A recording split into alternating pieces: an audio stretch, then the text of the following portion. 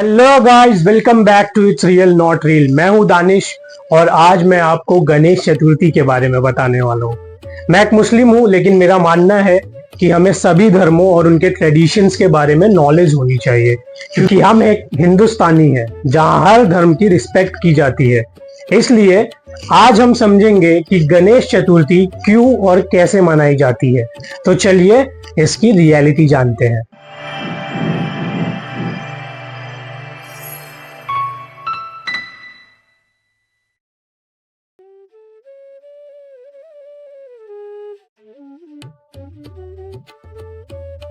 गणेश चतुर्थी एक ऐसा त्योहार है जो खुशियां, भक्ति और रंग बिरंगे सेलिब्रेशंस लेकर आता है।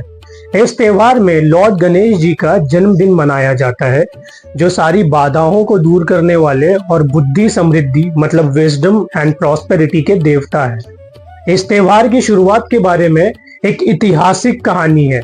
ये माना जाता है कि गणेश चतुर्थी का पहला जश्न मराठा राजा शिवाजी महाराज जी ने 17th सदी में शुरू किया था, महाराष्ट्र के पुणे और कोंकण शहर से। और आज भी ये त्योहार वहां बहुत धूमधाम से मनाया जाता है।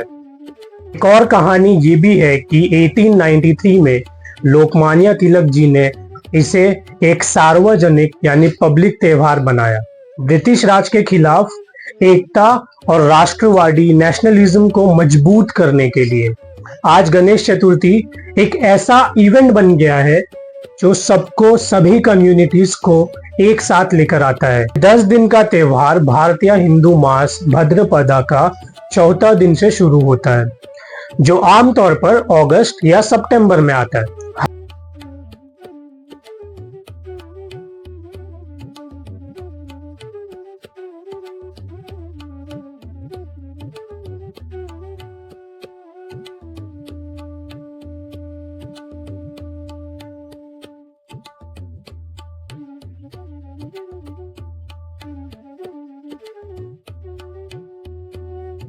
हर साल हम देखते हैं कि लोगों की उत्साह और श्रद्धा दिन ब दिन इस त्योहार को लेके बढ़ती ही जा रही है। भारत के अलग अलग हिस्सों में, खास करके महाराष्ट्र, कर्नाटका और तमिलनाडु में लोग गणेश चतुर्थी को बड़ी उमंग से मनाते हैं। गणेशा की मूर्ति को प्यार और श्रद्धा के साथ बनाया जाता है। उन्हें सुंदर और प्यार से सजाया जाता है। सजाई हुई मूर्ति को पंडालों में रखा जाता है। विधि यानी रिचुअल्स, प्रार्थना यानी प्रेयर्स और समर्पण यानी ऑफरिंग्स के साथ इनकी पूजा की जाती है।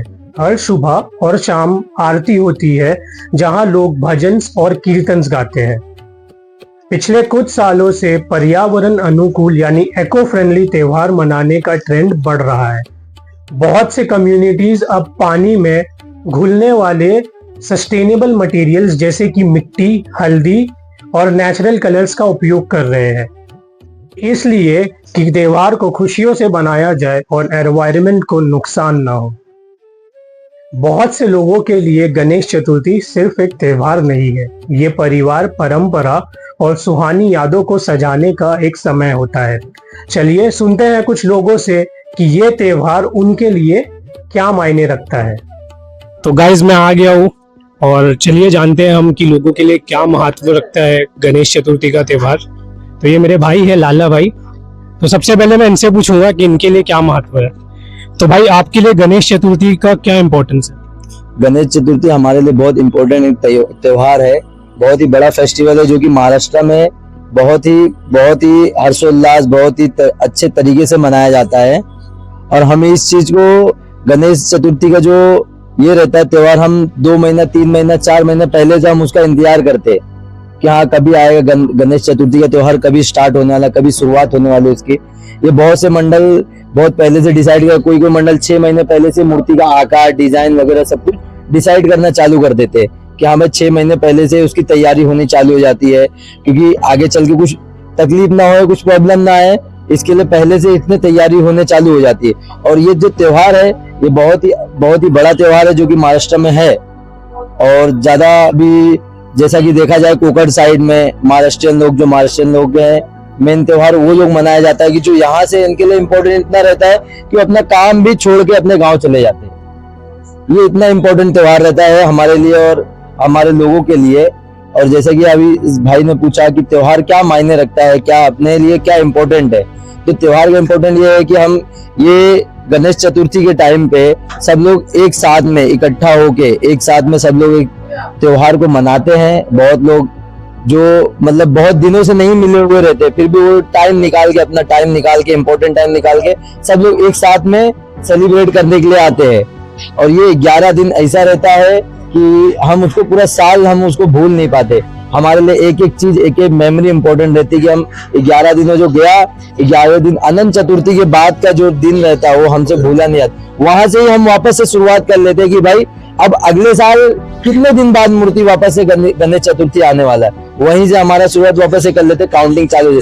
अब अभी 300 दिन बचे हुए हैं, 200 दिन बचे हुए, जैसे जैसे नजदीक आता है वैसे वैसे हम ये इस, और हम यहाँ पे जैसे मतलब अभी जैसे बता रहे हम यहाँ पे मंडल में उपस्थित है। यहाँ पे हम यहाँ पे जैसे गणपति बप्पा का मूर्ति लेके आए, फिर उसके बाद आरती पूजा वगैरह सब कुछ होता है, भंडारा रखा जाता है और त्योहार होता है, सत्यनारायण जी की पूजा होती है, भजन कीर्तन होता है, बहुत सी चीजें ऐसी होती है जो मतलब सब लोग को इकट्ठा करके होने में वो अच्छा लगता है। अभी कोई एक जन दो जन के इस पे करने से नहीं होता है, बहुत से लोगों को इकट्ठा करना पड़ता है। वो इकट्ठा यही त्योहार पे होते हैं कि जो मतलब अपना इम्पोर्टेंट टाइम निकाल के यहाँ पे उपस्थित होते हैं। धन्यवाद। क्या बात है भाई, बहुत अच्छा आंसर दिया हमारे भाई ने। कोई यादगार मेमोरी जो आपके लिए इस फेस्टिवल से जुड़ी हुई हो? यादगार मेमोरी ऐसा है कि मतलब जैसे अभी मैं खुद अपने घर में गणपति जी का स्थापना करता हूँ, ठीक है, तो फर्स्ट टाइम जब मैंने किया वो गणपति जी का त्योहार जो किया था मैंने, कि मतलब वो टाइम पे मैंने रखा कि हाँ मैं 6 महीने पहले मैंने सोचा कि यार मेरे को गणपति अपने घर में भी मेरे को स्थापित करना है, ठीक है। तो उसके लिए मैंने अपने घर में बात किया कि ऐसा कर सकते, तो बोले हाँ ठीक है कर सकते हो, कोई प्रॉब्लम नहीं है। और वहां पे भी हमने गणपति जी को लेके आए, स्थापना किया, पूजा अर्चना किए, हुआ आरती वगैरह हुआ। फिर वहां पे हम लोग ने एक डिसाइड किया कि हम अभी कैसा गणपति में भंडारा कहीं कहीं होता है, हर जगह नहीं होता, नवरात्रि में भंडारा हर जगह होता है। हमने वहां पे वो डिसाइड किया कि हम गणपति में भी भंडारा रखेंगे। वो एक यादगार मेमोरी है कि मैंने हम लोग ने फर्स्ट टाइम मूर्ति स्थापना किया, वही टाइम से हम लोग भंडारा शुरुआत किया और आज 3-4 साल हो गया कंटिन्यू हम अपने घर में गणपति बप्पा की मूर्ति लेके आते हैं, पूजा अर्चना करते हैं। 5 दिन का मूर्ति रहता है और ढोल ताशे की ताद में स्वागत के साथ में हम आते हैं। और जैसे बप्पा आते हैं वही उतने ही हर्षोल्लास तरीके से हम उनका विसर्जन भी करते हैं, उनकी विदाई भी करते हैं। धन्यवाद। कैसे आप इस फेस्टिवल्स को सेलिब्रेट करते हो अपने परिवार के साथ? जैसे कि हमारे घर में फर्स्ट टाइम तो 2021 में बैठी गई थी मूर्ति, जो फर्स्ट टाइम हमने अपने परिवार के साथ सेलिब्रेट किया था, आगमन किया था अच्छे से। और घर में कई फ्रेंड्स आए, फैमिली मेंबर्स आए, रिलेटिव्स आए, सब आए, बहुत अच्छे से हमने मनाया था। फर्स्ट टाइम था हमारा, 5 दिन की गणपति थी हमारी, हमने भंडारा भी करवाया था वहाँ पे अच्छे से, दोस्तों के साथ, फैमिली के साथ। और कई तरीके से हमने वो क्या बोलते हैं फंक्शंस भी किए थे, like drawing competition, dancing, singing वगैरह सब हमने किया था। और ये मेमोरी बहुत अच्छी थी जो 5 दिन की थी हमारी, और ये हम कंटिन्यू रखेंगे आगे तक के 4-5 साल तक के लिए। क्या बात है, आप जरूर कंटिन्यू रखिएगा इसको। और इको फ्रेंडली सेलिब्रेशन पर आपका क्या विचार है? इको फ्रेंडली देखिए सर, इको फ्रेंडली से सिर्फ छोटी मूर्ति बनती है जो कि घरों में बैठा सकते हैं।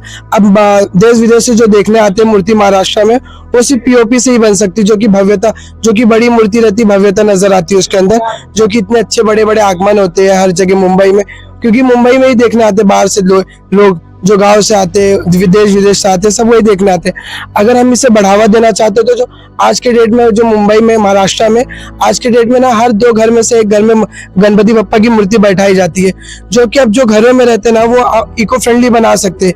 अब वो अगर इको फ्रेंडली को बढ़ावा दे, क्योंकि बड़ी मूर्ति तो इको फ्रेंडली पे टिकेगी नहीं, बड़ी मूर्ति को पीओपी से ही बनाया जा सकता है। तो इसलिए इको फ्रेंडली को अगर महत्व देना तो जो छोटे घरों है, जो गणपति बैठाते छोटे छोटे घरों में, वही बढ़ावा दे सकते हैं।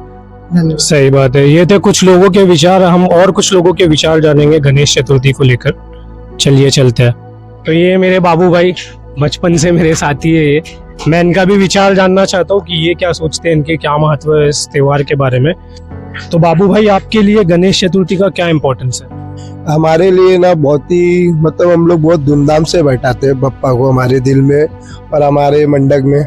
जो हमारे यहाँ जो बड़े भाई लोग हैं ना बहुत ही मेहनत करते हैं बप्पा के लिए। ये हम लोग बहुत दौड़ते भागते हैं, हम बप्पा को लाते हैं हमारे यहाँ बैठाते 11 दिन हम इतनी मेहनत करते हैं ना बप्पा के लिए। फिर हमारा जो दिल है ना समझ लो 11 दिन यहाँ ही रहता है मंडप में।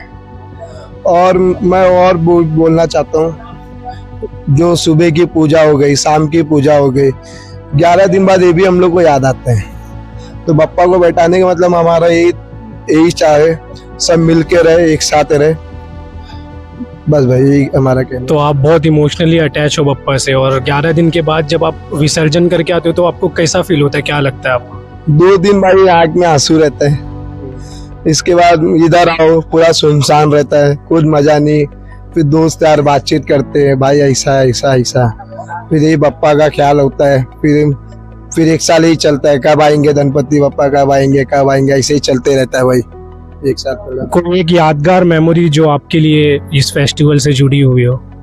ये मेमोरी से क्या होता है ना, जब हमारे गणपति बप्पा आते हैं ना, कैसा भी हम लोग वर्किंग डे वाले हैं, बहुत लोग काम पे रहते हैं, बहुत लोग यहाँ रहते हैं, सब परिवार मिल नहीं पाते। हमारा परिवार बहुत बड़े, हमारे भाई लोग बहुत बड़े हैं। हम लोग गणपति में एक साथ मिलते हैं। हमारे कितने मेरे भाई हैं, बड़े से लेके छोटे से लेके सब एक साथ मिलते हैं, 11 दिन एक साथ रहते हैं। तो इससे ना बहुत अच्छा लगता है हमको। हम मिल रहे, जुल रहे, टाइम निकाल रहे हैं। ऐसा हमारे पास टाइम रहता है, यहाँ वहाँ, यहाँ जॉब पे, यहाँ ऐसा 11 दिन नहीं समझ लो, भाई लोग के साथ हमारा टाइम बीत जाता है अच्छे से, बस यही कहना है। तो आपकी मेमोरी ये स्पेशल है कि हर साल जब बप्पा आते हैं तो आपके परिवार सब घुल मिल के रहते हैं, तो वो आपको बहुत अच्छा लगता है। बहुत अच्छा है। तो गणेश चतुर्थी एक सिग्निफिकेंट सोशल और इकोनॉमिक इम्पैक्ट भी होता है।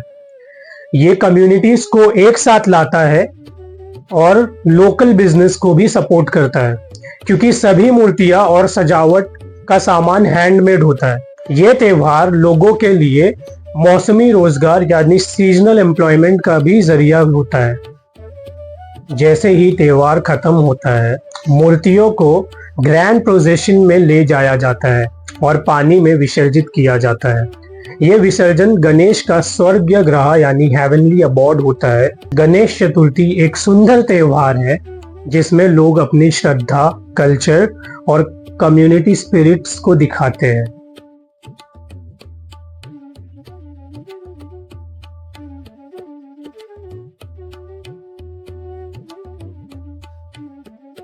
तो ये थी दोस्तों कहानी गणेश चतुर्थी की। आपको ये वीडियो कैसी लगी हो हमें कमेंट सेक्शन में ज़रूर बताइएगा।